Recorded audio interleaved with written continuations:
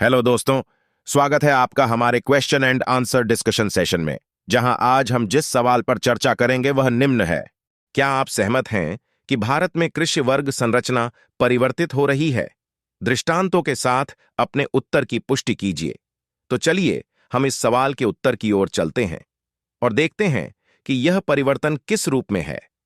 भारत में कृषि वर्ग संरचना विभिन्न आर्थिक, सामाजिक और तकनीकी कारकों से प्रभावित हुई है और महत्वपूर्ण परिवर्तनों से गुजर रही है।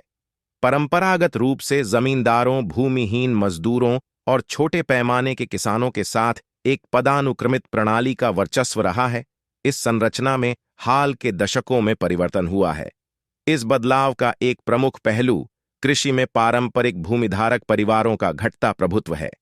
ऐतिहासिक रूप से भू स्वामित्व कुछ धनी परिवारों के हाथों में केंद्रित था, जिससे एक कठोर कृषि वर्ग संरचना का निर्माण हुआ। हालांकि पिछले कुछ वर्षों में भू सुधारों के कारण भूमि जोत का विखंडन हुआ है। छोटे और सीमांत किसान अब पारंपरिक पदानुक्रम को चुनौती देते हुए कृषि परिदृश्य का एक बड़ा हिस्सा बनाते हैं। परिवर्तन का एक प्रमुख कारक हरित क्रांति है, जिसने फसलों की अधिक उपज देने वाली किस्मों और आधुनिक कृषि पद्धतियों की शुरुआत की।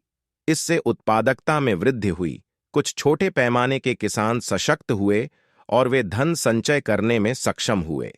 परिणाम स्वरूप पारंपरिक पदानुक्रम को चुनौती देते हुए समृद्ध किसानों का एक नया वर्ग उभरा। इसके अतिरिक्त प्रौद्योगिकी ने भी कृषि परिदृश्य को बदलने में महत्वपूर्ण भूमिका निभाई है। मशीनीकरण, बेहतर सिंचाई विधियों और डिजिटल प्लेटफॉर्म के माध्यम से जानकारी तक पहुंचने दक्षता में वृद्धि की है और शारीरिक श्रम पर निर्भरता कम की है।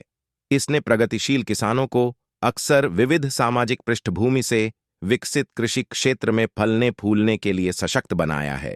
सरकार के नीतिगत हस्तक्षेपों ने भी कृषि वर्ग संरचना को बदलने में योगदान दिया है। वित्तीय समावेशन और ऋण तक पहुंच को बढ़ावा देने वाली पहलों ने पहले से हाशिए पर रहने वाले किसानों को बदलती गतिशीलता में खुद को सशक्त बनाने में सक्षम बनाया है। इसके अलावा किसान सहकारी समितियों और उत्पादक समूहों का उद्भव कृषि परिदृश्य को बदलने में एक महत्वपूर्ण शक्ति रहा है। ये सामूहिक प्रयास किसानों को बाजारों तक अधिक कुशलता से पहुंचने, बेहतर कीमतों पर बातचीत करने के लिए सशक्त बनाते हैं। सहकारी मॉडल किसानों के बीच साझा जिम्मेदारी और लाभ की भावना को बढ़ावा देकर पारंपरिक वर्ग भेद को खत्म करता है, भले ही उनकी भूमि का आकार कुछ भी हो। हालांकि चुनौतियां बरकरार हैं। असमान भूमि वितरण, अपर्याप्त बुनियादी ढांचे और जलवायु परिवर्तन के प्रति संवेदनशीलता जैसे कारकों के कारण ग्रामीण आबादी का बड़ा हिस्सा अभी भी कृषि संकट का सामना कर रहा है। सामाजिक पदानुक्रमों की दृढ़ता, विशेष रूप से गहरी जड़ें जमा चुकी जाति संरचनाओं वाले क्षेत्रों में परिवर्तन को और अधिक जटिल बना देती है।